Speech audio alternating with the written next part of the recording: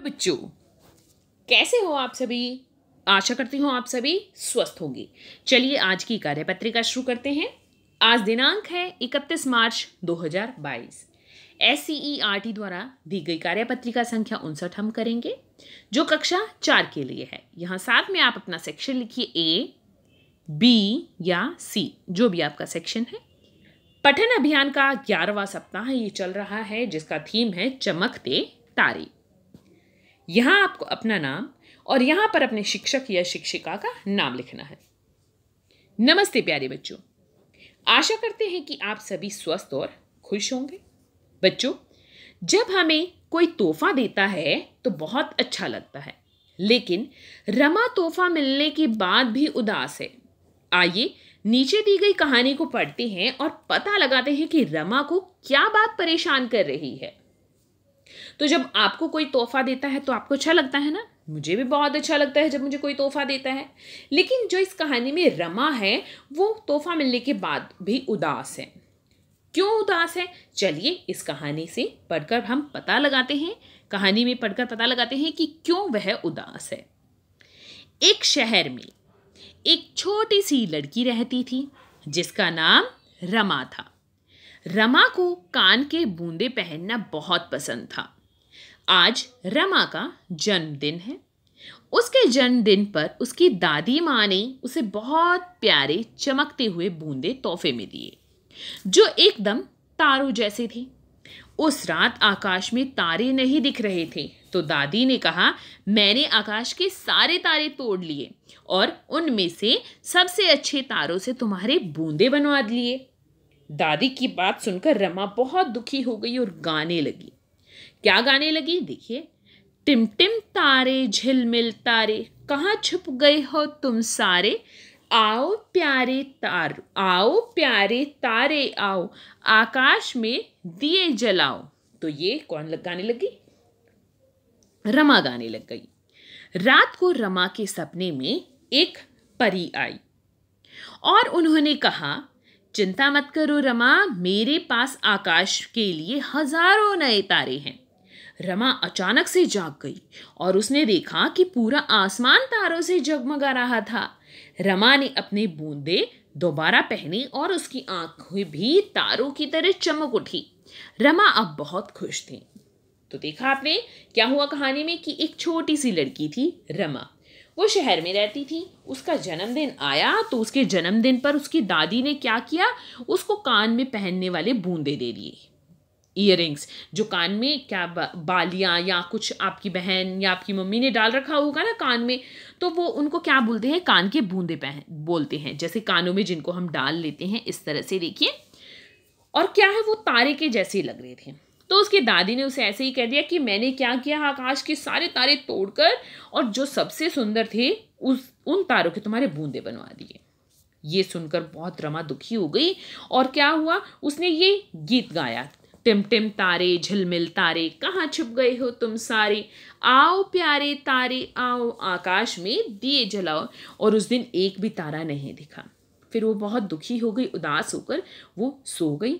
तो उसे सपने आया कि एक परी आई है उसके सपने में और उसने कहा कि चिंता मत करो रमा, मेरे पास तो बहुत सारे हजारों नए तारे हैं। तो रमा एकदम से आंख खोली उसने और जाग कर देखा तो आकाश में बहुत सारे, आसमान में क्या थे, तारे थे। आसमान तारों से भरा हुआ था। फिर रमा ने क्या किया, अपने बूंदे दोबारा पहने और आकाश की तरफ जो तारे थे उनको बहुत खुशी से देखने लगे और वो बहुत खुश हुई। तो आशा है आपको ये कहानी पसंद आई होगी। चलिए अब कहानी से संबंधित हम प्रश्न देख लेते हैं। कहानी के निम्न अनुसार निम्न प्रश्नों के उत्तर दीजिए।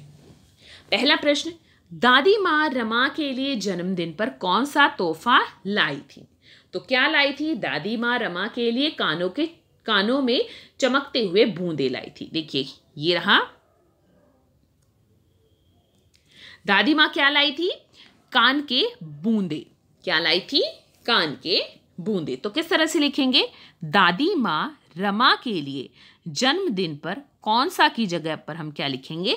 कान के बूंदे लाई थी।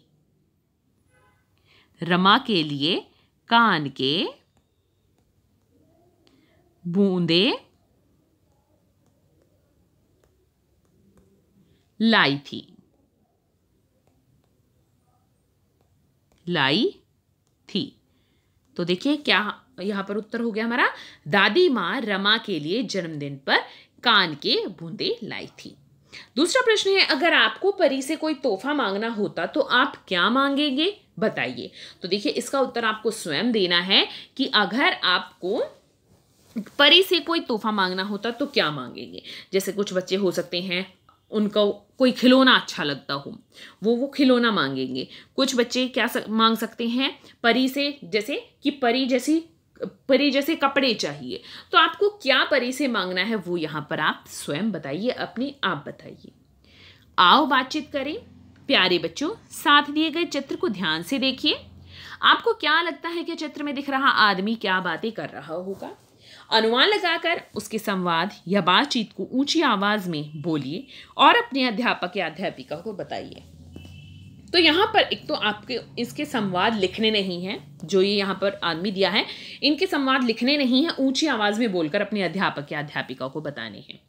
और यहाँ पर जो ये प्रश्न है इसका भी उत्तर आपको लिखकर नहीं बताना, ऐसे ही बताना है कि आप परी से क्या तोहफा मांगना चाहेंगे, तो क्या मांगेंगे परी से, ये भी आपको सिर्फ बताना है, लिखना नहीं है। और इसके यहाँ पर संवाद या बातचीत भी आपको ऊंची आवाज में बोलकर बतानी है। तो देखिए मुझे तो ऐसा लगता है ये क्या है, फल बेचने वाला है। ये क्या कहता है, फल ले लो फल, ताजे ताजे फल। कौन कौन से फल है इसके पास, केले, संतरे, सेब, अनार, आम, तरबूज ले लो, फल ले लो फल, ताजे ताजे फल। आप इस तरह से कोई भी इनके संवाद बना सकते हैं। अगर किसी और आप संवाद या बातचीत का अनुमान लगा पा रहे हैं तो वो भी आप बोलकर बता सकते हैं। अभिभावकों के लिए सुझाव है, बच्चों को बताइए कि अपने सपने पूरे करने के लिए मेहनत करना जरूरी है। आज का कोविड का मैसेज है कि जब भी हम घर से बाहर जाएं हमें मास्क पहनकर जाना चाहिए और अपने हाथों को साबुन और पानी से नियमित रूप से धोना चाहिए, तभी हम कोविड से सुरक्षित रह सकते हैं। तो मुझे कमेंट सेक्शन में ज़रूर बताइए कि आप परी से कौन सा तोहफा मांगना चाहेंगे या तोहफे में आप परी से क्या मांगना चाहेंगे, ये मुझे कमेंट सेक्शन में आप ज़रूर बताइए। यहाँ पर जो इसके संवाद या बातचीत आपको ऊंची आवाज में बोलना है, ये तो आपको कोई भी मार्केट में बाजार में फल वाला देखा होगा, जैसे वो बोलता है आप वैसे ही यहाँ पर इनके संवाद भी बना सकते हैं। चलिए आज की ये वर्कशीट यहीं पर खत्म होती है।